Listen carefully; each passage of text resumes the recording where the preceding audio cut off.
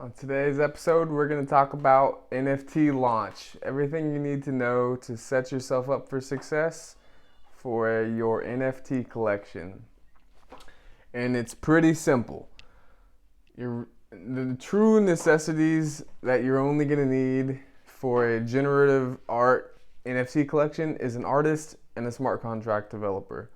If you're like me, you can be both. I do the art for the MetaDads NFT project as well as code the smart contract for the MetaDads NFT project. I code and I draw, and before that it was all marketing, so I do the community building as well. But marketing's a tough one, man. You need a whole team. That's what sells NFTs, sadly, is marketing, marketing, marketing. You can have cool art, you can have a great smart contract, but it doesn't, you can have a great website, but none of that matters unless other people care about your project, unless other people are talking about your project, unless other people are speaking about your project. So, as I say, those are the two necessities, the artist and the smart contract developer. Ideally, the artist has done generative art before because it's a little different than your typical art. Generative art is layered, meaning you have, if you know, for the MetaDads project, for example, we have the body, we have the mouth, we have the eyes, we have the hair, and we have accessories, and they're all different layers. And they get, when you code them, you have to code the generative art layers so that it's properly aligned, the body, then the head, then the mouth, then the eyes, then the hair, not in any other order. It has to be perfectly in order. But they have to do layer by layer by layer and make sure that they all stack up on top of each other perfectly. For when you code it, it gets randomly generated, and that's your 10,000 NFT collection, right? You only need maybe 100 or 50 different traits or NFT pieces of art layers to make a 10,000 NFT collection. They'll all be pretty basic, but that's all you truly need.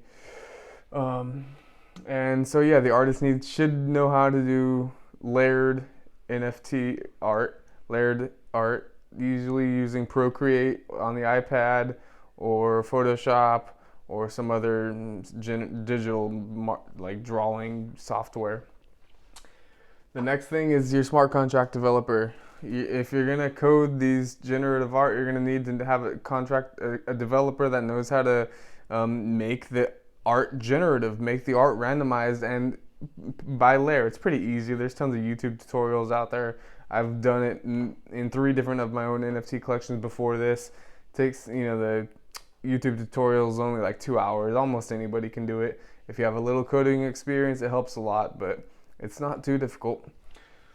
And after they can do the generative art coding, they're going to need to set up a DApp, a decentralized application, to allow the use of cryptocurrency and NFTs.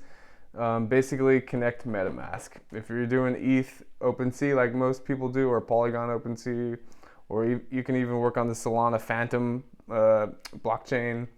Phantom is the injected Web3 wallet for the Solana network, Phantom.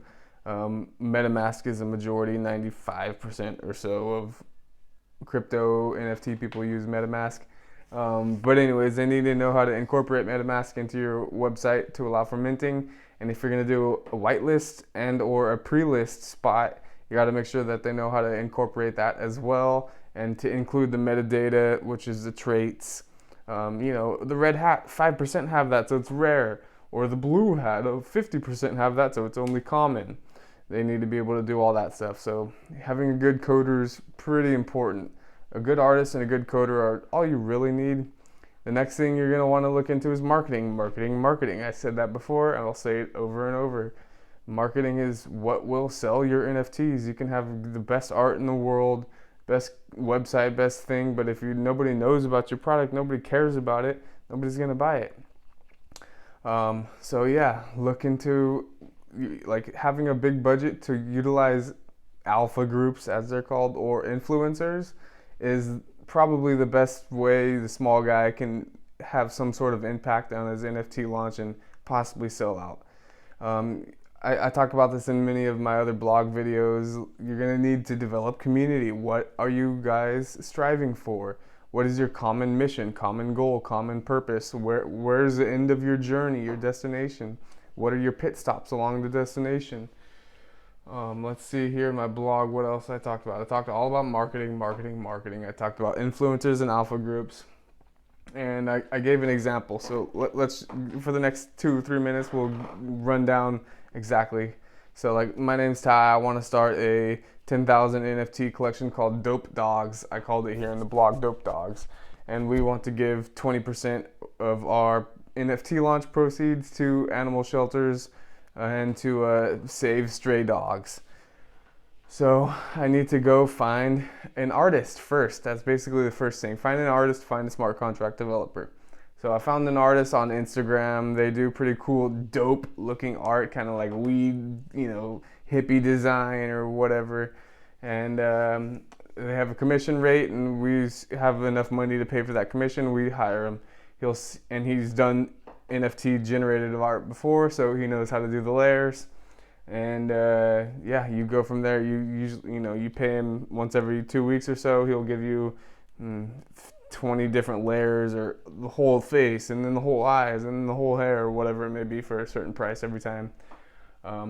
And you should have that all done about 2 weeks or so before your launch, maybe 1 week at the latest. If you're very, very at the end, you can have it done in the last 2 days or so. Smart contract developer, if they are good, they can do it very, very fast, because a lot of coding is just copy paste. For unique smart contracts, they might have to develop some actual code and get some logic in there. That's a little bit more difficult than your average smart contract for NFTs, but nonetheless, it's not too difficult coding if you're a good coder. If you're a rookie coder, it could take some time. So, and I say take some time, I mean like 2 weeks of a little bit dedicated work, maybe 10-20 hours a week. So it could take 10-20 hours from a newbie. 20 hours probably, maybe 40. But if it's an experienced coder, it could take 5 hours, 4 hours. And so you'll sit down with him, or he'll just do it alone, and he'll set up your account. You got to decide what blockchain you want to be on. You want to be on Ethereum, that's the main one most people use, as well as OpenSea, the main NFT marketplace most people use. Or you can be on Solana, or Avalanche, Binance, Elrond Gold. Polygon is what we're going to be on. Polygon, which I love Polygon. It's basically an alternate for Ethereum, and no gas fees, and pretty good community. So you got to decide what blockchain you're on, and you got to decide how we're going to market. After you have your artist, after you have your coder, how are we going to market? How are people going to hear about our project? Most people use Twitter and Discord in the NFT space at this current moment. I think times are changing by the end of this year, but for now, Twitter is still the main dog for NFTs. That's where NFT people hang out with their PFPs. You can also think about TikTok, Instagram, Facebook groups even. Like, there's different outlets. LinkedIn's becoming my favorite over the last month or so. I've been seeing great results on LinkedIn. You can do YouTube, Medium, blog posts like I'm doing, podcasts. It takes a lot of time to build this content, but people, it's more eyes on the project. So you just keep going with it. And maybe you have a budget. It's maybe 5,000, and you can do some influencer marketing. You find a good promoter with organic, natural, healthy comments and retweets and tweets on their posts, and good engagement, and they promote you for maybe $1,000 or $500. And you do that 3 or 4 times. Next thing you know, you have about 4,000 or 5,000 followers on Twitter, and about 2,000 or 3,000 in Discord. You can pay shillers in Discord to boost your numbers. You can buy followers on Twitter to boost your numbers, but the engagement won't go up, just the numbers. But in turn, when someone goes by a Twitter, they see that they have 5,000 followers, they're more likely to give them a follow than if they only had 500 followers, for example. So the Twitter numbers and the Discord numbers do count for something, even though it doesn't bring up the engagement.